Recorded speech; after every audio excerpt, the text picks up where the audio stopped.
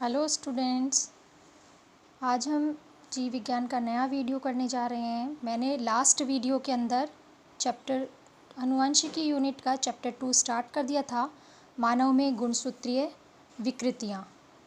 पहले वीडियो में हमने गुणसूत्रों के बारे में जाना और आज के वीडियो में हम पढ़ेंगे मानव गुणसूत्रीय विकृतियाँ, यानी मानव में गुणसूत्रों से संबंधित कौन कौन सी विकृति हो सकती है। क्या होता है जब भ्रूणीय विकास होता है, तो भ्रूणीय विकास के दौरान जब युग्मक निर्माण होता है, अर्धसूत्री विभाजन होते हैं, उन सब में गुणसूत्रों के पृथक्करण के समय कोई पृथक्करण के दौरान कुछ व्याधियाँ आ जाती हैं, गलतियाँ हो जाती हैं, जिसके कारण गुणसूत्रों की संरचना में परिवर्तन आ जाते हैं या संख्या में परिवर्तन आ जाते हैं और उसके कारण अपसामान्यताएँ उत्पन्न हो जाती हैं, यानी उत्परिवर्तन भी कहला सकते हैं।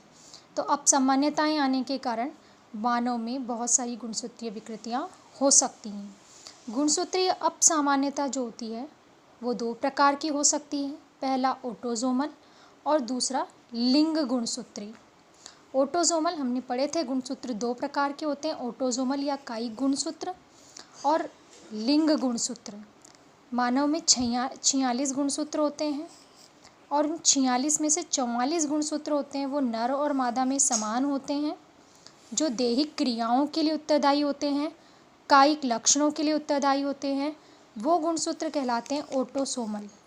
ऑटोसोमल गुणसूत्र में होने वाला परिवर्तन जो होता है वो ऑटोसोमल अपसामान्यता कहलाता है, यानी 44 तक, 1 से लेकर 44 में कोई भी अपसामान्यता आ गई तो वो ऑटोसोमल अपसामान्यता कहलाती है।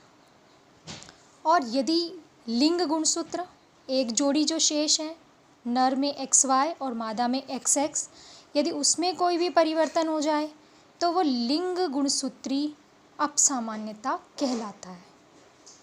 नेक्स्ट है कायिक गुणसूत्रों के में संरचना के कारण भी हो सकता है, मैं आपको बता चुकी हूँ, और संख्या ज़्यादा या कम होने के कारण भी परिवर्तन हो सकता है।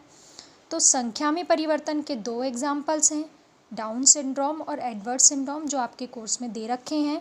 संख्या में परिवर्तन के कारण उत्पन्न होने वाले ऑटोसोमल अपसामान्यता के दो एग्जाम्पल हैं, डाउन सिंड्रोम और एडवर्ड सिंड्रोम। तथा संरचना के आधार पर जो है वो है क्राई-डू-चैट सिंड्रोम। इस प्रकार 3 सिंड्रोम के बारे में हम पढ़ेंगे जो ऑटोसोमल अपसामान्यता हैं, जो कि संख्या और संरचना दोनों में परिवर्तन से उत्पन्न हुई है। इसके अलावा लिंग गुणसूत्री जो है उसमें हम टर्नर सिंड्रोम, क्लाइनफिल्टर सिंड्रोम, स्त्रियों में एक अतिरिक्त X गुणसूत्र की स्थिति के कारण उत्पन्न अपसामान्यता, और चौथा है पुरुषों में एक अतिरिक्त गुणसूत्र, चाहे वो X हो चाहे Y हो, अतिरिक्त गुणसूत्र के कारण उत्पन्न होने वाली अपसामान्यता। यानी लिंगी गुणसूत्र की हम 4 करेंगे आपके कोर्स के अकॉर्डिंग, टर्नर, क्लाइनफिल्टर, स्त्रियों में अतिरिक्त X गुणसूत्र के, और पुरुषों में क्योंकि स्त्रियों में तो दोनों ही X हैं तो एक और X यदि हो जाए, और पुरुषों में एक X या Y, दो तरह के होते हैं, तो दोनों में यदि अतिरिक्त गुणसूत्र हो जाएं तो उसके कारण आने वाली अपसामान्यताओं के बारे में हम आज के वीडियो के अंतर्गत पढ़ेंगे। तो पहले हम शुरू करने जा रहे हैं ऑटोसोमल अपसामान्यता। मैंने आपको इसका एग्जाम्पल बताया था, डाउन सिंड्रोम। डाउन सिंड्रोम को हम मंगोलिज्म भी कहते हैं, क्योंकि इससे जो संक्रमित बच्चे होते हैं वो मंगोलिया के जैसे बच्चे होते हैं, वैसे से दिखाई देते हैं, इसलिए हम इसे मंगोलिज्म भी कहते हैं। सबसे पहले किसने खोजा इसको? लैंगडम डाउन ने 1866 में इसको सबसे पहले खोजा। किसने खोजा? लैंगडम डाउन ने। कब? 1866 में। कैसे होता है ये? क्योंकि ये ऑटोसोमल है, इसलिए 21वां जोड़ा जो गुणसूत्र होता है उसमें एक अतिरिक्त गुणसूत्र जो होते हैं वो जो है वो एक अतिरिक्त गुणसूत्रों के कारण जो है ये सिंड्रोम जो है वो उत्पन्न हो जाता है। यानी 44 प्लस एक्स की बजाय एक और हो जाता है, तो 21वां नंबर जो है उसमें एक और अतिरिक्त गुणसूत्र आ जाता है ना। कायिक में होगा ये, 21वें नंबर में एक अतिरिक्त गुणसूत्र हो जाता है। इसे त्रिसूत्रता या ट्रायसोमी भी कहते हैं। कारण क्या है इसका? ये एक प्रकार की जन्मजात बीमारी है और 600 में से किसी एक को ये रोग होता है। स्त्रियों में जब अंडजनन यानी अंडाणु का निर्माण होता है तो अर्धसूत्री विभाजन के समय अंडाणु के अंदर एक अतिरिक्त गुणसूत्र जो होता है वो त्रुटिवश आ जाता है। इस वजह से मंगोलिज्म या डाउन सिंड्रोम जो है वो हो जाता है। जैसे कोई महिला है, उसकी 40 से अधिक उम्र में विवाह होता है, तो ऐसी महिलाओं में जब संतान उत्पत्ति के दौरान इस प्रकार की समस्या जो है वो देखने को मिलती है। कैसे होता है वापस बताती हूँ मैं एक बार, कि जब अंडजनन से अंडाणु का निर्माण होता है तब अंडाणु के निर्माण के समय एक 21वें नंबर के गुणसूत्र जो है उसमें एक और अतिरिक्त गुणसूत्र जो है वो त्रुटिवश आ जाता है, जिसके कारण ट्रायसोमी या त्रिसूत्रता हो जाती है। ठीक है। 40 से अधिक उम्र की महिलाएं जो होती हैं उनका विवाह होने पर उनमें ये समस्याएं जो है वो देखने को मिल सकती हैं।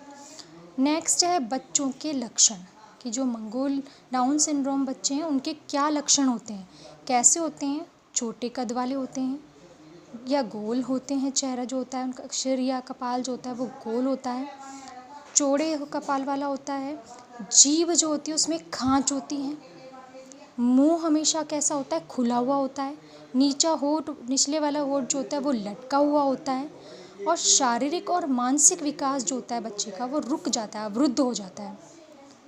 जो उंगलियां होती हैं उनके लूप के जो उंगलियों के सिरे होते हैं उन पे लूप्स पाई जाती हैं, इसे बोथरी उंगलियां कहते हैं।